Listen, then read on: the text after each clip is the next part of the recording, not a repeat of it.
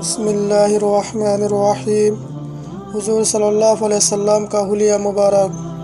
حضرت علی رضی اللہ تعالیٰ عنہ فرماتے ہیں کہ نبی صلی اللہ علیہ وسلم نہ لمبے تھے نہ چھوٹے قد کے، اور اب صلی اللہ علیہ وسلم کے ہتھیلے اور پاؤں پرگوشت ہوتے تھے، سر بھی بڑا تھا اور جوڑ اور گھٹنے اور کہنیاں وغیرہ بھی سینے سے ناف تک باریک بال تھے۔ جب آپ صلی اللہ علیہ وسلم چلتے تو آگے کی طرف جھکتے، گویا کہ کوئی بلندی سے پستی کی طرف آ رہا ہو۔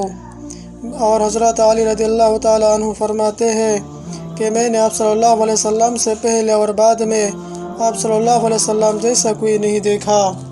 اور حضرت ابو ہریرہ رضی اللہ تعالیٰ عنہ فرماتے ہیں کہ حضور اقدس صلی اللہ علیہ وسلم اس قدر صاف و شفاف، حسین و خوبصورت تھے، گویا کہ چاندی سے آپ کا بدن مبارک ڈھالا گیا ہے، اور آپ کے بال مبارک قدر خمدار اور گھنگریالے